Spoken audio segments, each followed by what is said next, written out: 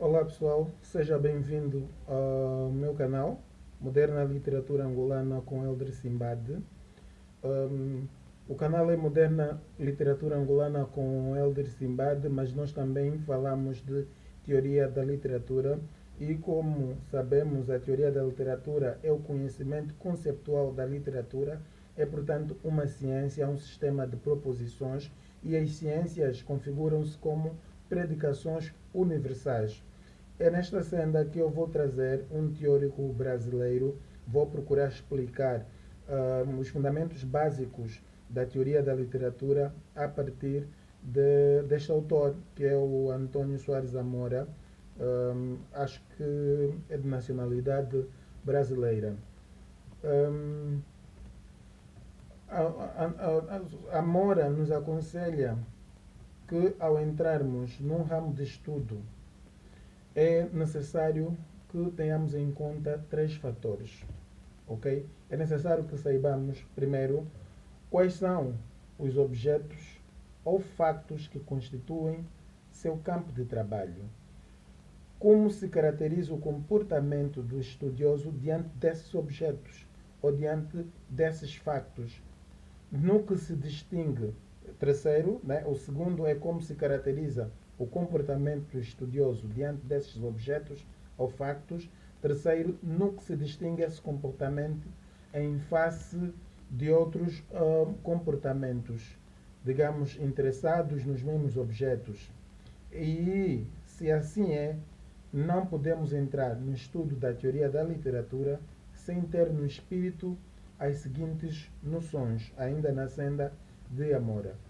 Como existe uma vida animal, uma vida vegetal, uma vida política, uma vida artística, existe também uma vida literária. Primeiro ponto. Segundo, se analisarmos a vida literária de um escritor, de um país ou mesmo da humanidade, encontraremos como facto principal dessa vida a obra literária, que pode ser um poema, um romance, um drama e etc. Né? Aqui, facto literário ou como facto principal a obra, para dizer que existem outros factos. O autor, o leitor, não estamos aqui naquela perspectiva formalista ou da estética de reduzir os objetos ou o objeto da literatura a um único elemento. Né? O objeto do estudo da literatura dá-se através da conjugação de diferentes materiais, de diferentes elementos que estão dados de forma solidária. Depois, terceiro, ao lado desse facto principal, no caso a obra, e com ele intimamente relacionados, existem outros factos, conforme já dissemos, que formam a vida literária. É o caso do autor, do leitor e do público da obra, e é também para irmos a realidades mais complexas. O caso do ambiente cultural, que se interrelaciona com a obra no momento de sua criação e ao longo de sua vida, e o da história literária, que é a evolução de todos os factos literários através do tempo. Quarto, diante do facto literário principal, né, já que dissemos a obra literária, podemos adotar 5 tipos de comportamentos. E isso é extremamente importante e convém que prestemos atenção. Primeiro, o de analista, que está simplesmente interessado em decompor a obra nos seus elementos com vista à compreensão profunda e rigorosa da sua forma e do seu conteúdo.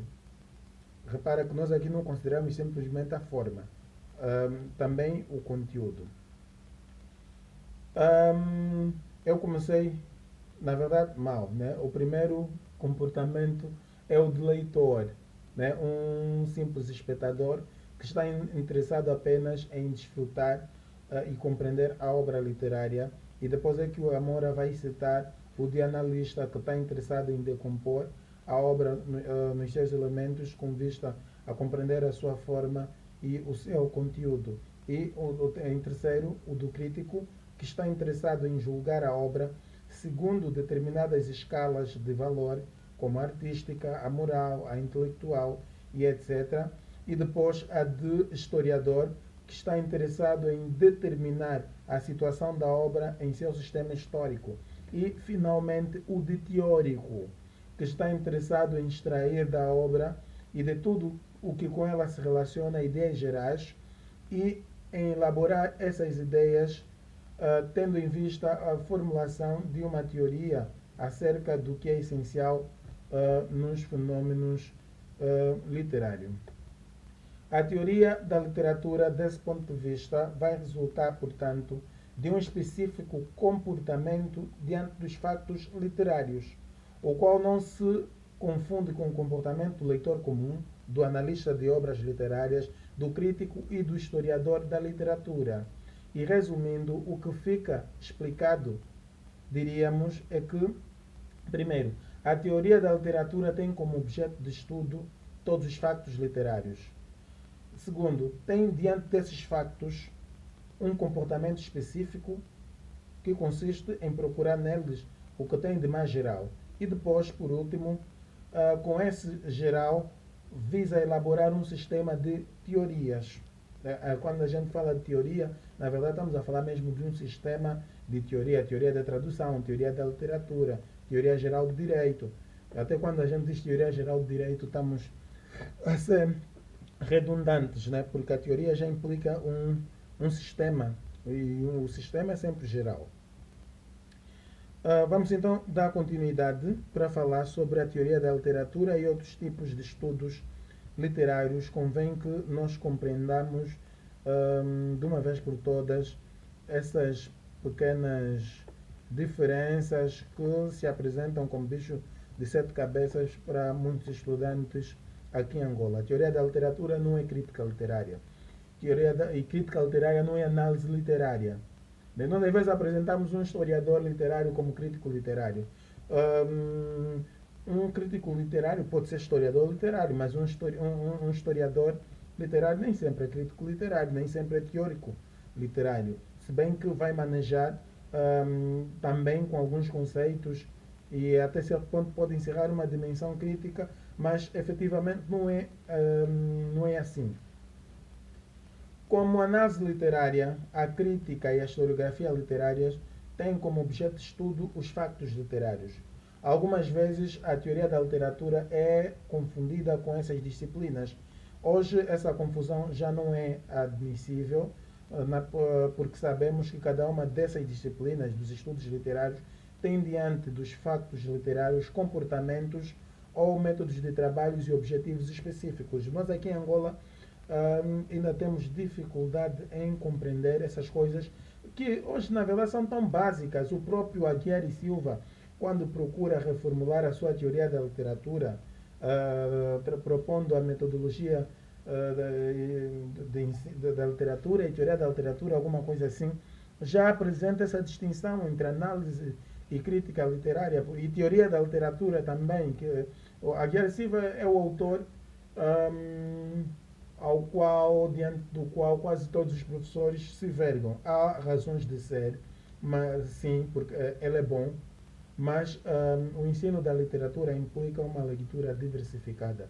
Não se ensina a teoria da literatura com um único autor ou com um único livro.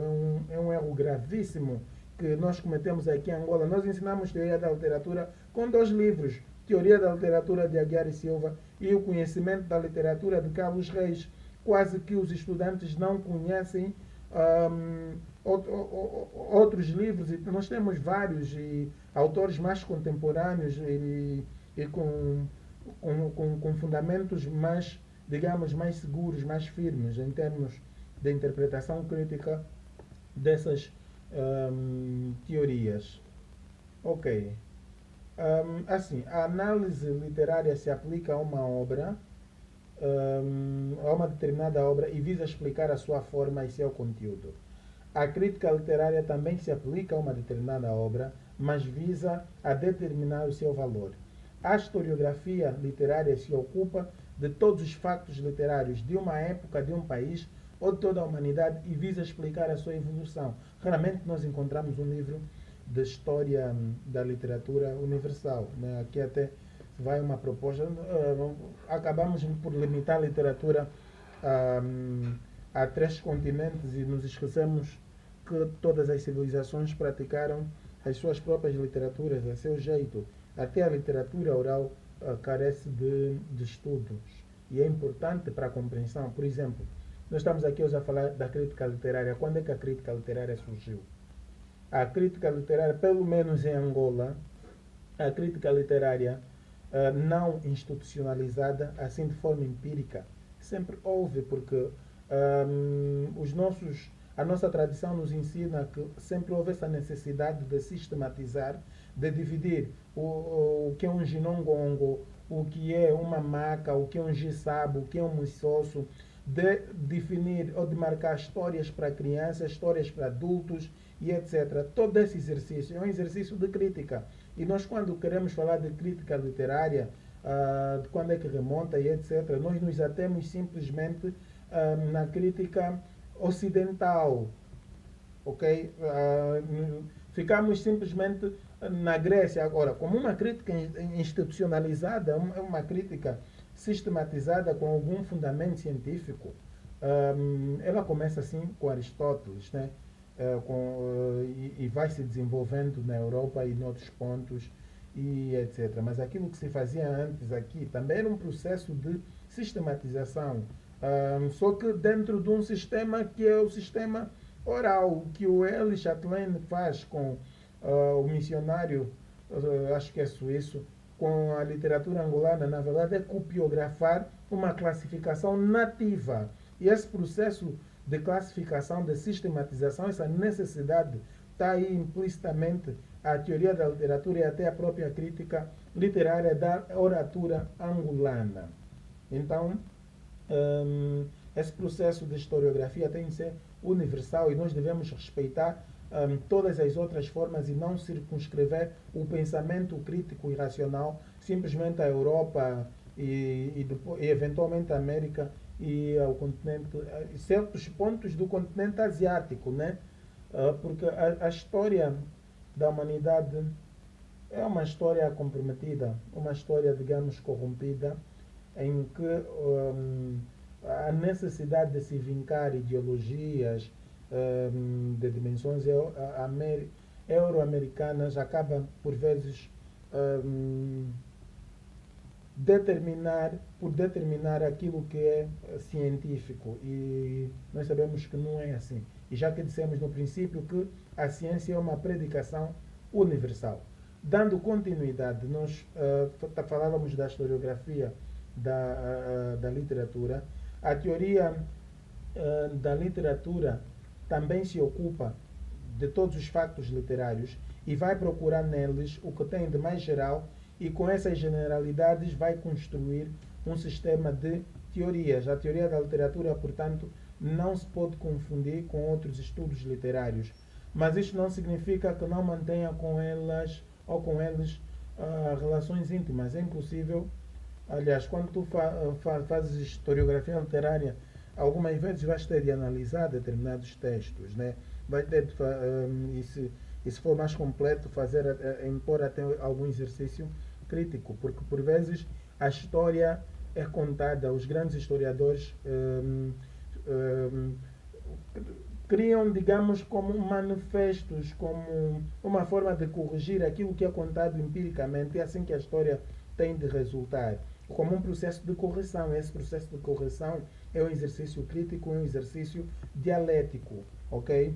Então nós não podemos ver a história não como... A história tem de ser vista como a reposição de alguma legalidade, ok? E ao repor essa legalidade, estaremos a corrigir os pseudo-historiadores, porque o mundo está preenchido de pseudo-historiadores que se limitam a contar factos que são apenas do interesse da sua comunidade, do seu continente e etc. A verdadeira história é uma história é de correção, ok?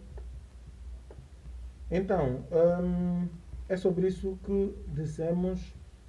Vamos terminar com algumas conclusões de Amora, que diante de uma obra literária podemos comportar-nos de dois modos: como um leitor comum, interessado apenas no prazer e na utilidade, e na utilidade intelectual da leitura, ou da audiência dessa obra, ou como um profissional. E como profissional, nós podemos nos comportar como, como profissional. Nós vamos definir o tipo de estudo, né? Vamos definir o tipo de estudo literário. Pode ser o de analista, de crítico, de historiador ou de teórico da literatura. E depois de definir o tipo de estudo, temos de saber qual é o objeto de estudo, seus métodos de trabalho e seus objetivos. A literatura serve-se de quase todos os métodos das ciências humanas, se não de todos, ou pode-se servir. Escolhida particularmente a teoria da literatura, temos de saber que ela se ocupa de todos os factos literários, formula teorias sobre os aspectos mais gerais desses factos e organiza essa teoria num sistema. Nós hoje ficamos por aqui. Não se esqueça de subscrever o nosso canal para poder continuar a receber outros vídeos. Deixe um like e até mais.